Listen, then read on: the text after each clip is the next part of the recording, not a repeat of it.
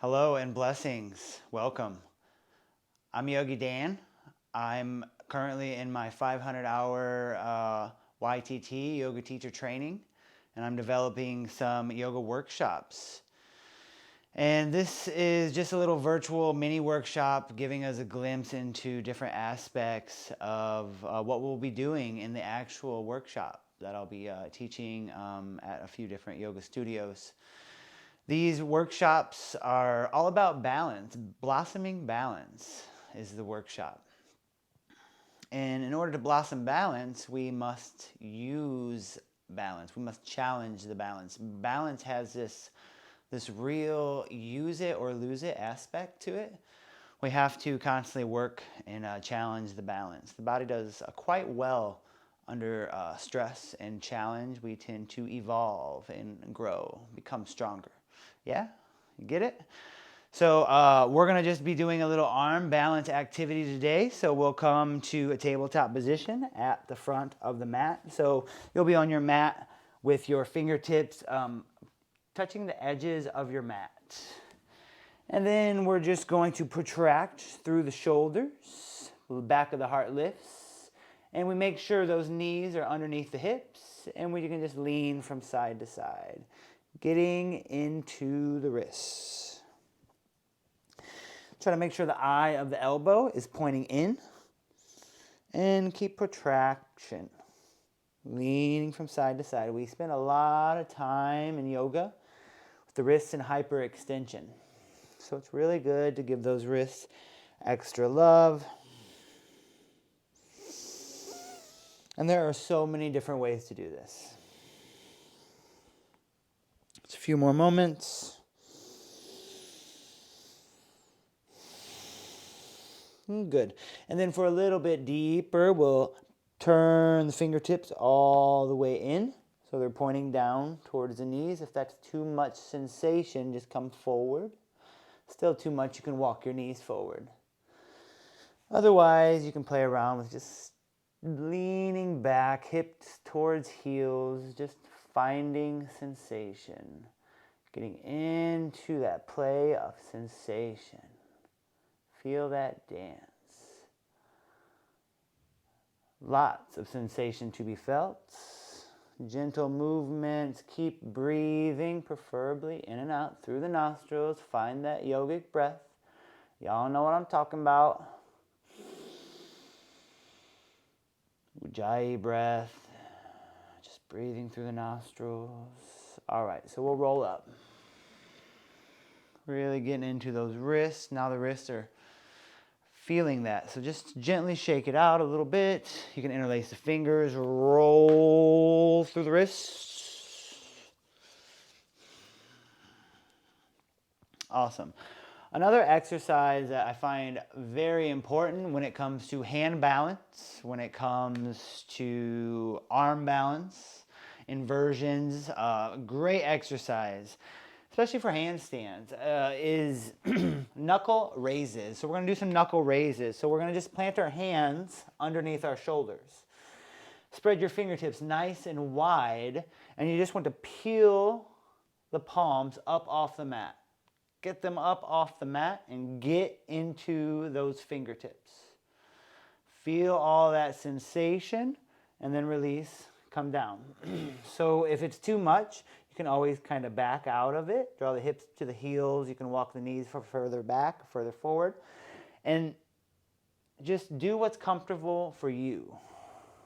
You don't have to really try to hurt yourself here. This can be very intense, especially if you're not used to doing it. So knuckle raises, we're trying to peel the palms up and lift those knuckles up. Get into those fingers. Arm balance.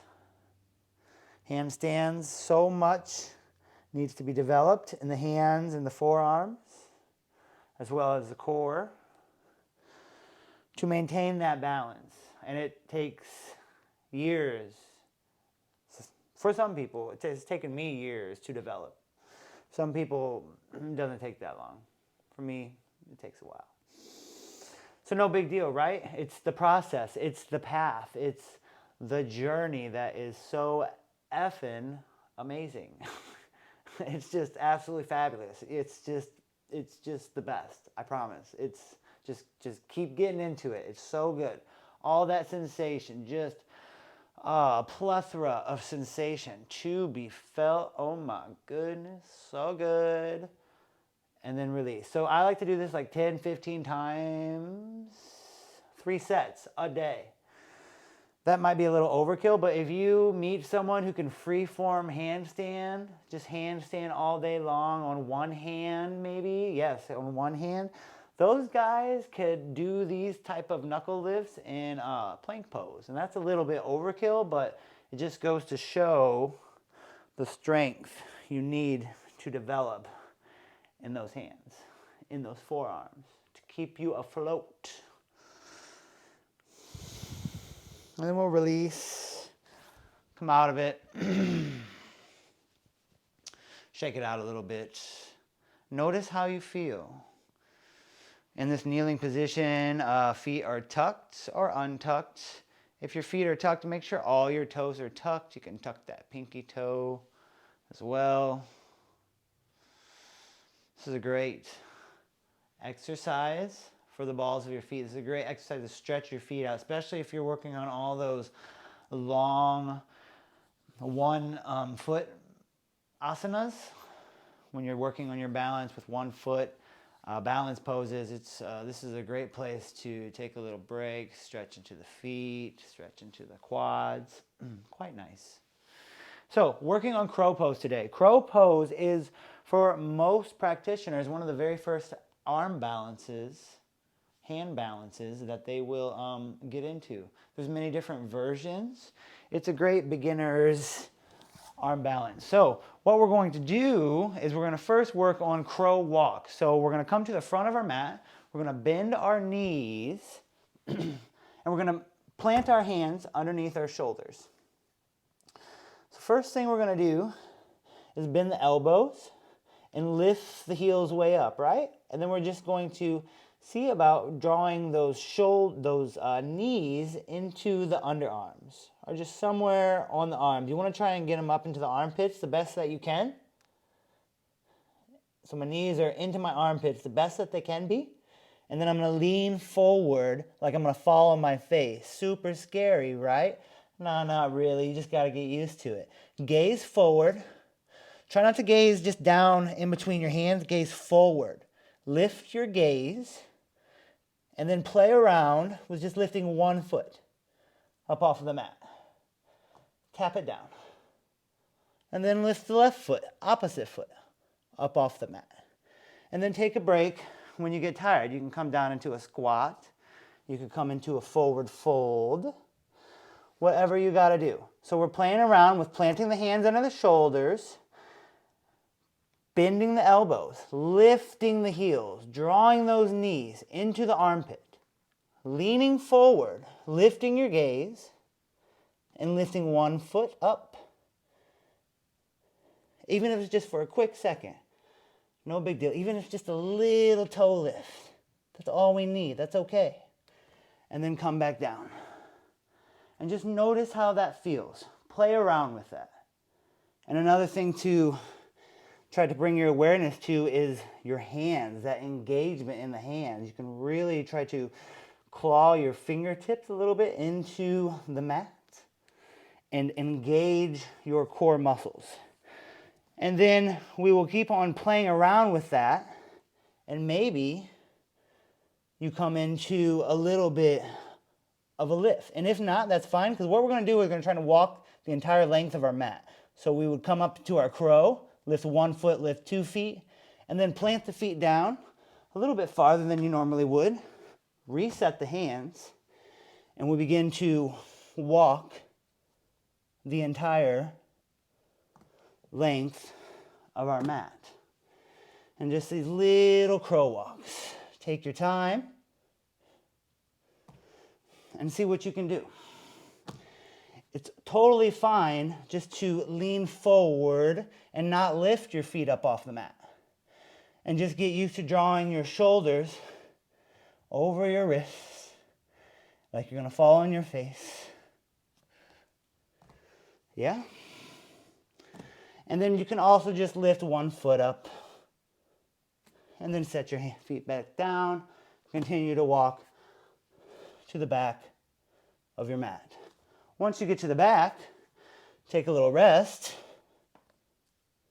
And then we're going to work our way to the front. To come up to the front, we'll lift the hips. So straighten your legs, shake the booty around, and then replant your hands. Bend your elbows. Engage those fingertips. Lift your heels. Lean forward and find crow. Bakasana, crow pose. And then we'll straighten our legs, lift our hips, reset our hands. Bend the knees, bend the elbows, lean forward, knees into the underarms. Find Bakasana, crow pose. And keep moving to the top of the mat. Working with your crow pose. Finding that engagement. Keep breathing. Make sure you're breathing. Probably hear me huffing and puffing. Out of shape yoga dad. Needs to get to practice.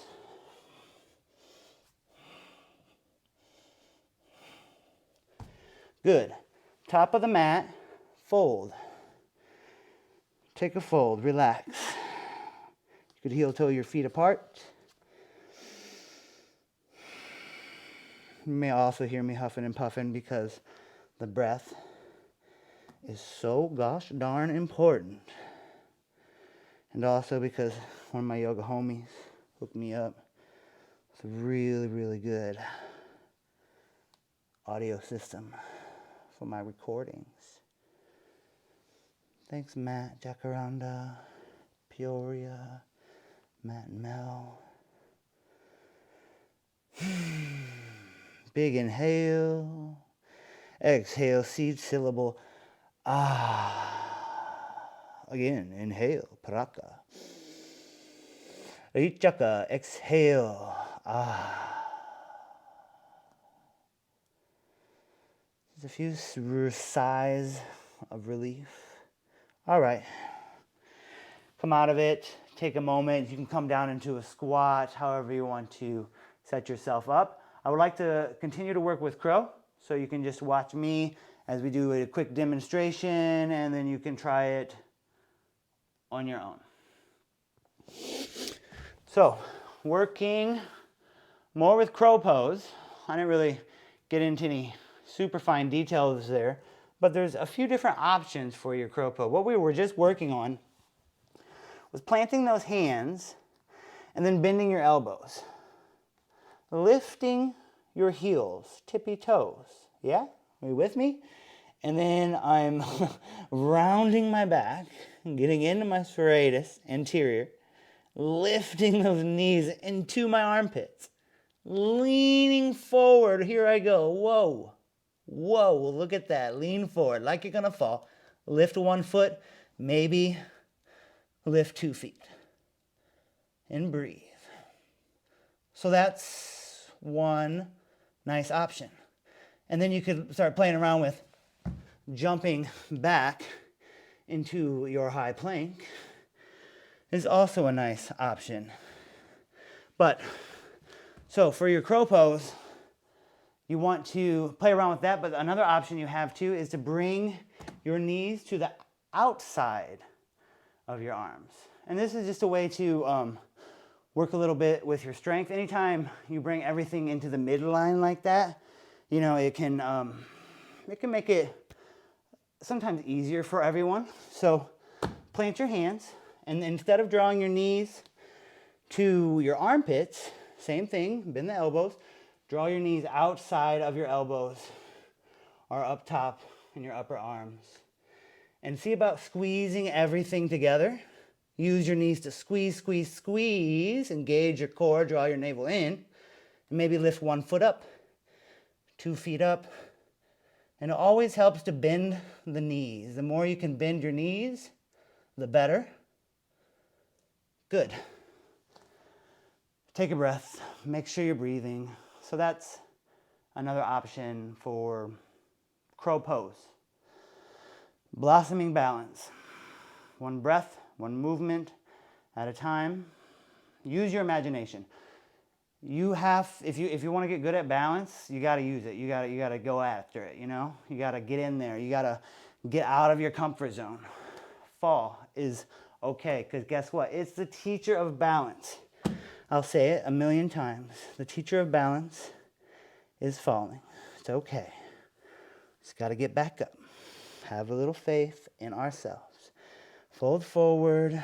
Notice how you feel. Keep breathing. Or just watch me. Whatever.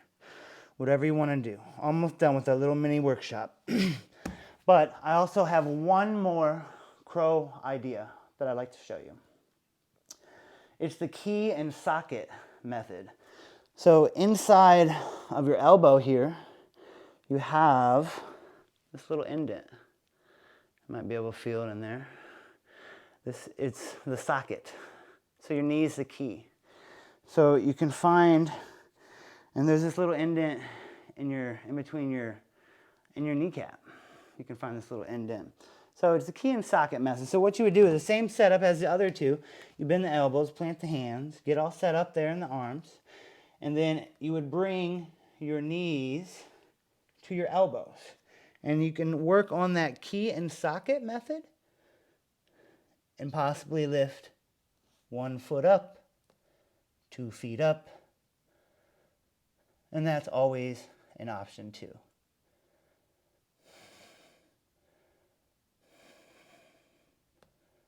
And then as you begin to develop your crow, you can play around with different movements. Sound good to you? We'll work on straightening the arms. And as always, engage the core, bend the knees, and breathe. Have fun with it, as always. Well, thank you so much. I appreciate you taking the time to watch this video, and I hope to see you soon in person, blossoming balance. Until next time, yogis, I wish you many blessings. Om Namah Shivaya. Namaste.